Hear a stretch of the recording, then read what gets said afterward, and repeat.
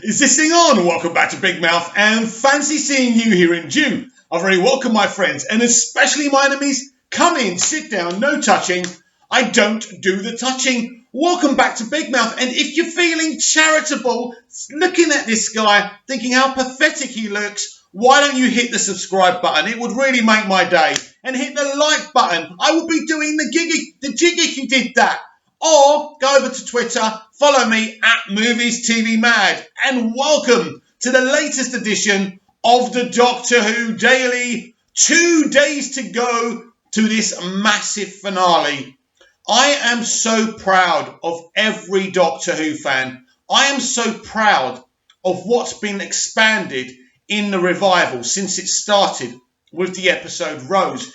It's built on so much. It's given us so much. Happy birthday, Murray Gold, by the way.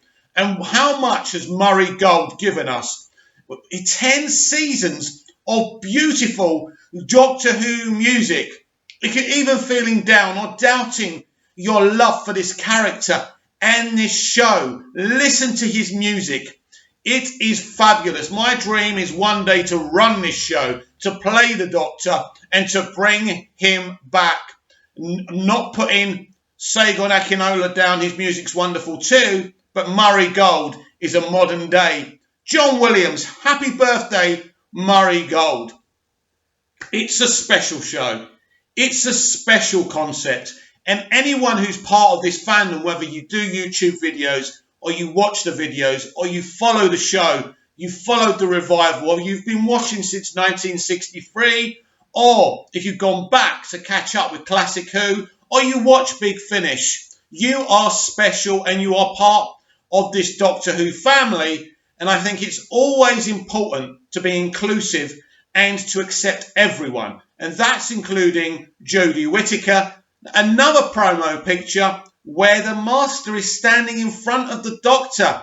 Whether you support Jodie's Doctor or not, I think it's ridiculous. Something's going on here. I've discussed that before. And it's weird because we are 2 days away from what I believe is to be the biggest Doctor Who episode of all time. Big changes are happening. Chris Chibnall is going to give us some massive world building in this episode. I truly believe that. He's building a new world here. It's been a slow burn through season 11 and season 12. On Sunday, I believe we are going to see his vision for Doctor Who.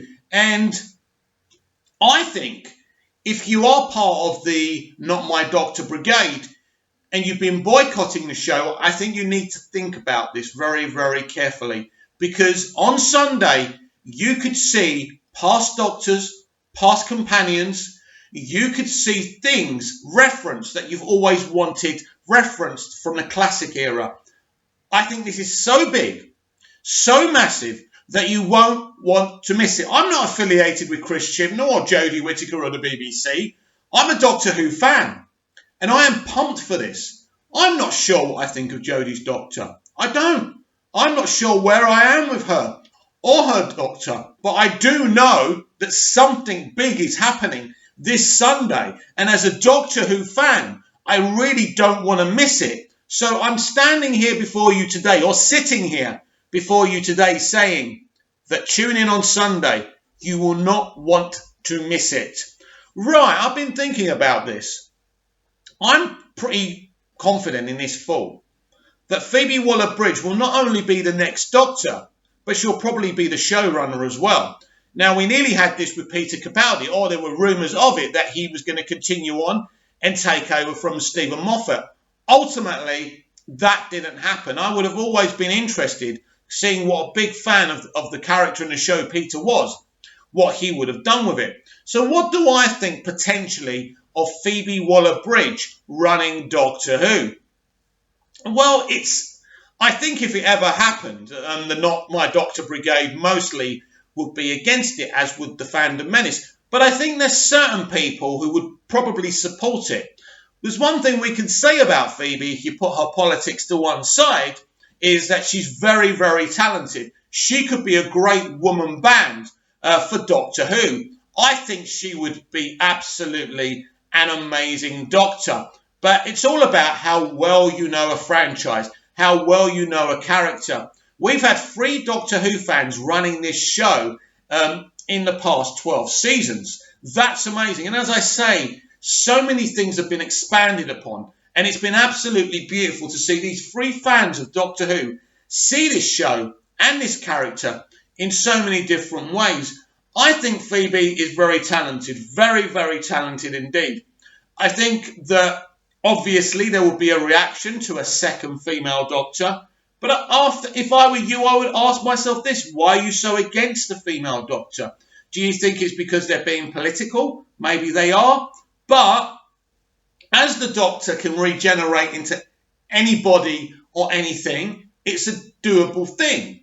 And if Phoebe could make Doctor Who a special universe, and if she could come up with great stories and great performances, I would be totally up for this. Where is this coming from?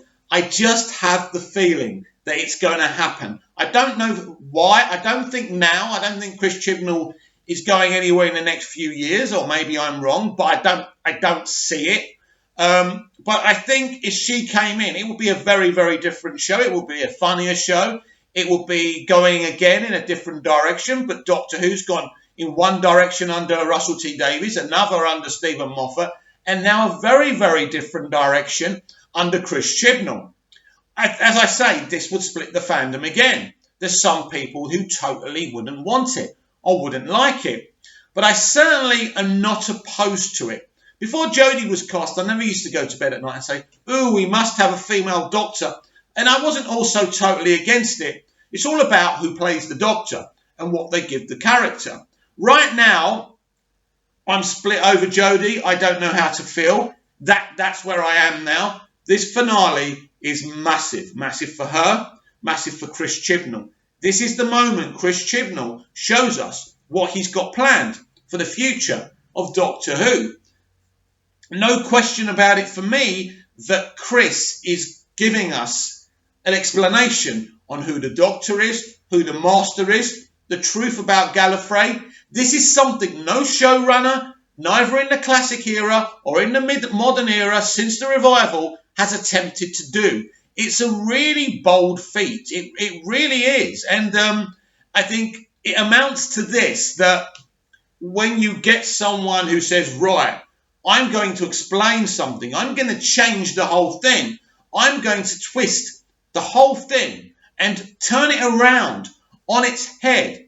As someone who's creative myself, that excites me. It yet again expands the Doctor Who universe. But Doctor Who under Chris Chibnall, as I've said before, has been a very slow burn. But all of a sudden, it's going to be explosive. It's going to be massive. And we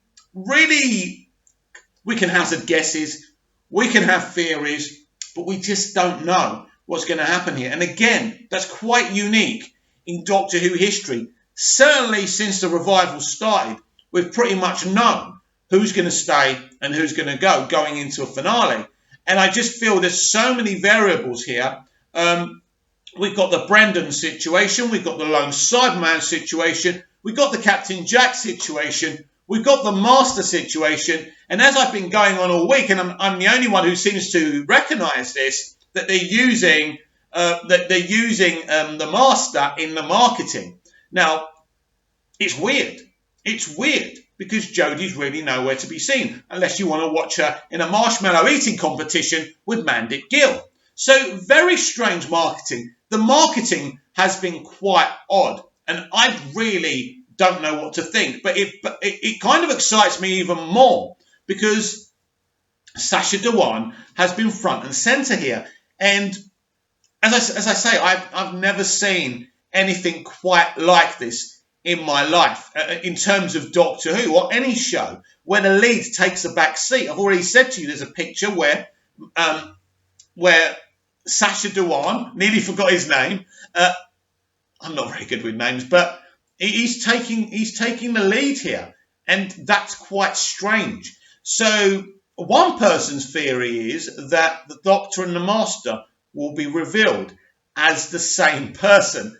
That would be quite massive, and again, that would garner a opinion. Some would like it, some would hate it. But again, that would be an avenue to have Sacha Dhawan take the lead role as the Doctor.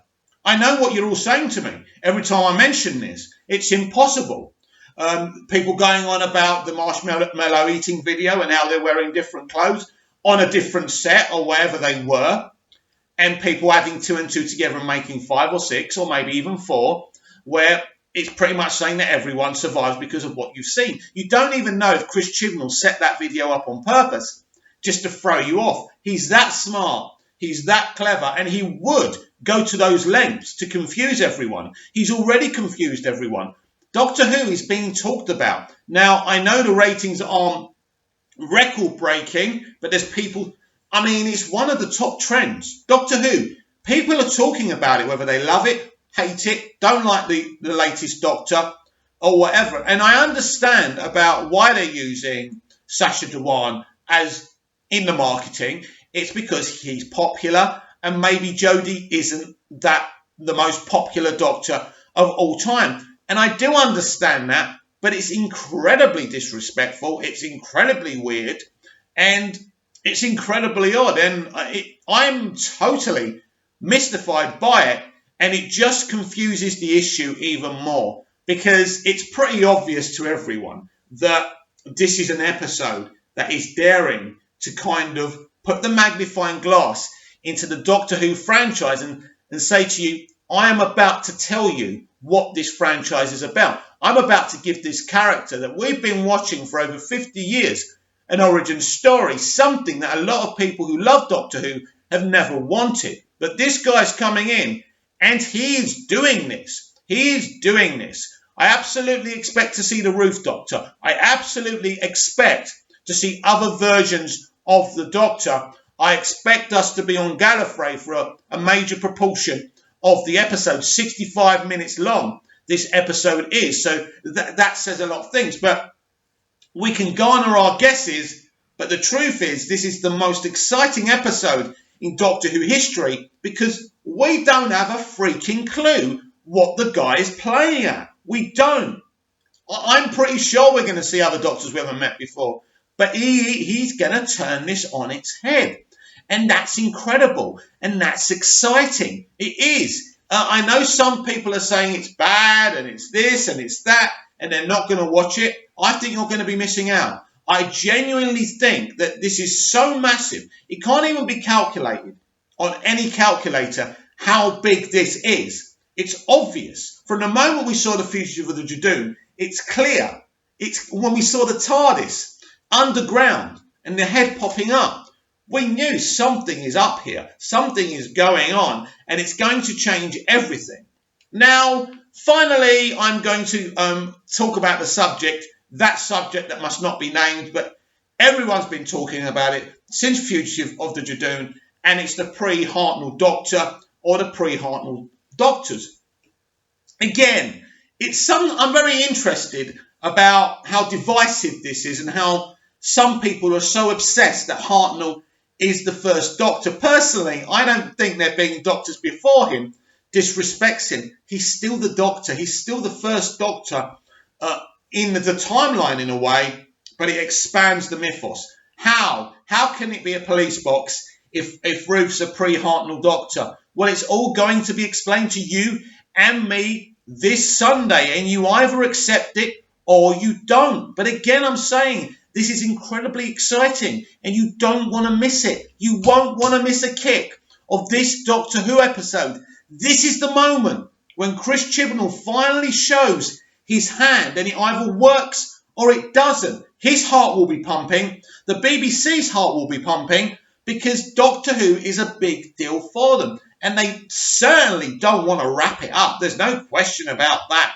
It is not going anywhere. This is what the future of the show's going to be. You know, on Gallifrey, telling us the truth of the planet, the origins of the planet, and the origins of the Doctor. It's coming in 2 days' time. And I'll tell you what, all I can think about right now, mostly, is Doctor Who in this finale and how it's going to pan out. I want you to tell me how you think it's going to pan out, and would you accept Phoebe Waller-Bridge as the lead actor in a Doctor Who show and a showrunner. Comment down below, like, share and subscribe, and I'll be back tomorrow with even more Doctor Who Daily. See you then.